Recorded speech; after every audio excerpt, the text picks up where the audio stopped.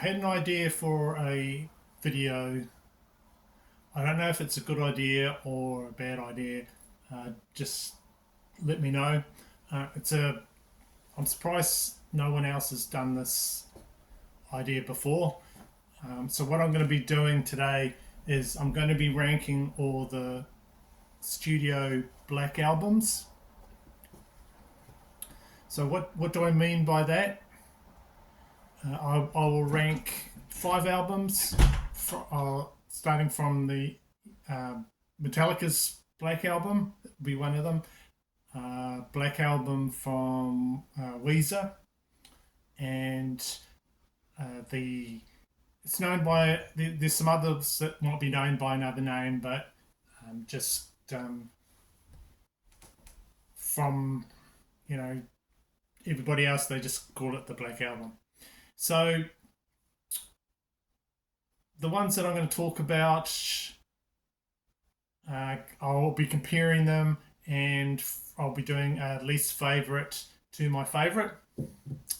And most of them I have not heard before doing this ranking, and there'll be some honorable mentions at the end. So I'll be doing 5. My least favorite out of the 5 will be one that is probably most well known as a Black Album, and that is Prince's Black Album. So that album was scheduled for release in 1987, and promotional copies were mailed out in a plain black sleeve, and there was like no title or anything crediting who the hell had put out this album. But it was soon recalled and the album release cancelled because at Prince's request. He was a big artist in the 80s. If anyone brought up in the 80s would, know about Prince. So this was like a follow-up to his massive album, Sign of the Times. So the story goes that the record company had to destroy a whole bunch of copies of the album. They're ready to go. They're ready to be shipped out, but they had to be destroyed. But of course, many copies escaped, and there's many bootlegs that were made of it. And one of the reasons he gives for why did he not want this release was he was sort of convinced in his head that there was an evil, demonic part of himself that was to blame for this album. He was like something negative that he did not come out. So what this album, listening to it, what this album really is it's like a compilation of individual tracks. Many of the tracks you'll see on subsequent Prince albums. There's a song on here called When Two Are in Love, and that ended up on his next album called Love Sexy. Check out the cover for that. So he did reuse some of the stuff on there. There's another song on here sort of talking about Cindy C, and that's referring to the supermodel at the time, which was Cindy Crawford. That's my least favourite. Number 4 is the Black Album from Kanye West. So it's not actually called the Black Album, it's called Donya, and it was released in 2021, but it's got a similar, yeah. So all I know about Kanye, I have to say, is like one song, and that his partner sort of walks around town not wearing a lot of clothes. So when he put out this album, he considered a lot of covers, a lot of potential covers for this rap album before he settled on a plain black cover. So the CD case and the disc are also plain black as well. Which one is it? So that one? Oh no, sorry. That one? Oh no, was that one? So plain black cover and everything on it was black.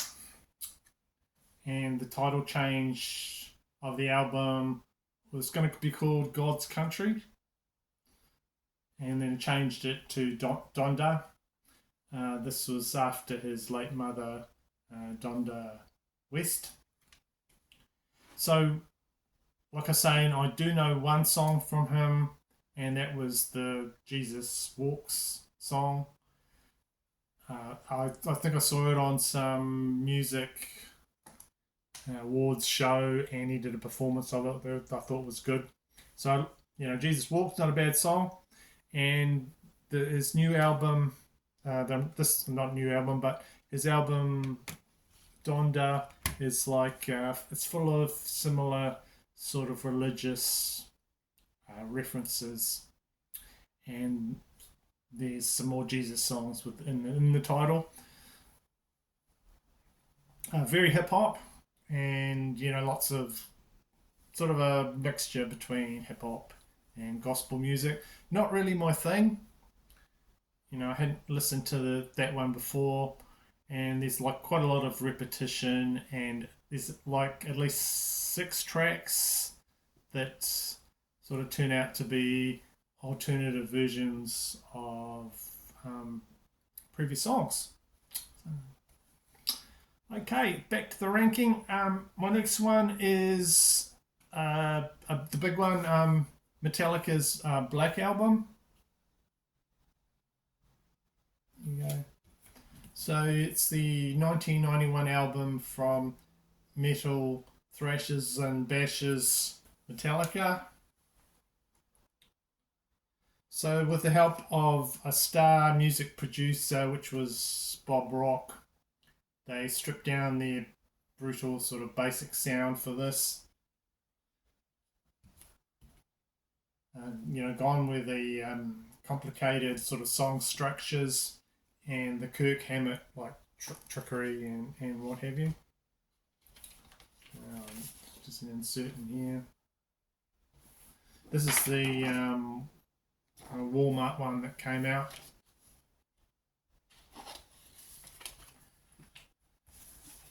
It's on. I do like these sort of smoky vinyl things they do. I don't know how the hell they do that, but they end up looking really good. So instead of the sort of complicated Justice for All stuff and Justice for All stuff that they did on the albums, they sort of made the songs a bit more rockier and simpler, and they've got like nursery rhyme songs like Enter Sandman, slowing down the thrash with that, and there would be songs about nightmares and what comes in the night. So sort of appropriate with that sort of way they went. You got a black album cover with slightly highlighted snake there. A best-selling album, but the next two I like better.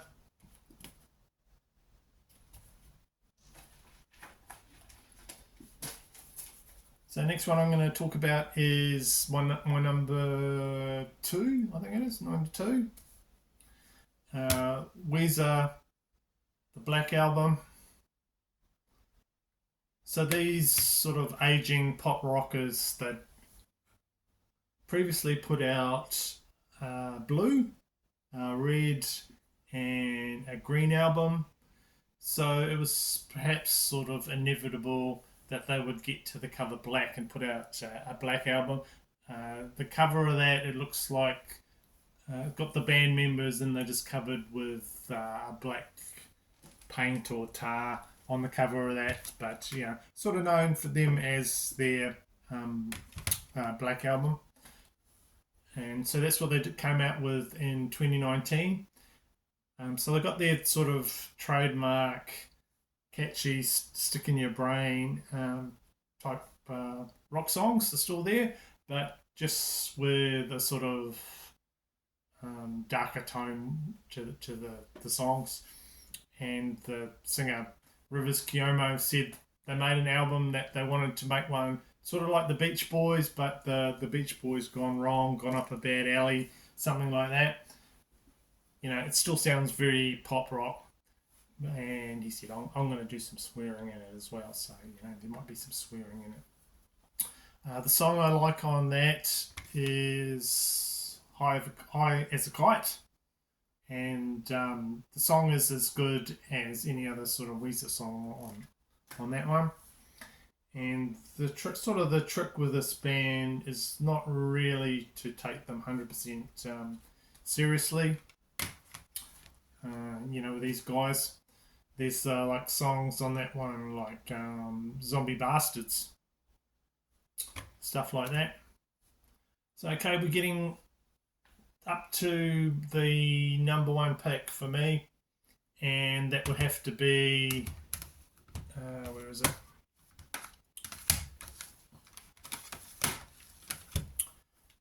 Spinal Tap. My number one pick is Spinal Tap. Smell the Glove. So it's like how much more black could a cover be? And the answer is Spinal Tap's black cover for the album Smell the Glove. So this is my number one album with a black cover, and known as the black album out of all the other ones. So the original artwork for this album had a greased naked woman on all fours with a dog collar around her neck on a leash, and with the man's arm pushing a black glove in her face to have a good sniff of it. The Spinal Tap manager thought this might cause some problems promoting it, so it was replaced with an entirely black cover. So coming out in 1984 with some classics like Big Bottom, which was covered by Soundgarden and Sex Farm. Spinal Tap is sort of known as one of England's loudest bands. This album has the classic lineup of David St. Hubbins, Nigel Tufnell, Derek Smalls, and just like a revolving lineup of different drummers. So okay, that's my top 5 albums that are sort of known as what you might call the black albums from those bands. And now I'm going to talk about my honourable mentions. So just going through and all these black albums that I could think of from those are the ones that I could think of from recent memory. Then of course I thought of some more, and so honourable mentions would have to be AC/DC. There's a couple. Black Ice, got a black cover there. Just didn't sort of seem to fit in with what I thought in my head for this video. And of course the classic Back in Black. Got this copy on vinyl. Not black enough. And that's my copies on the Albert label that I got years ago. There we go.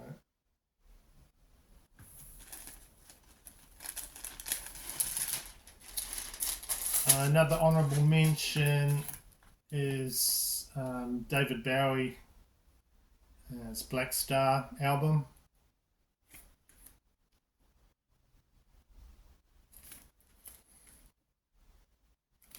I really should have included that, and I think I would have ranked it quite highly there.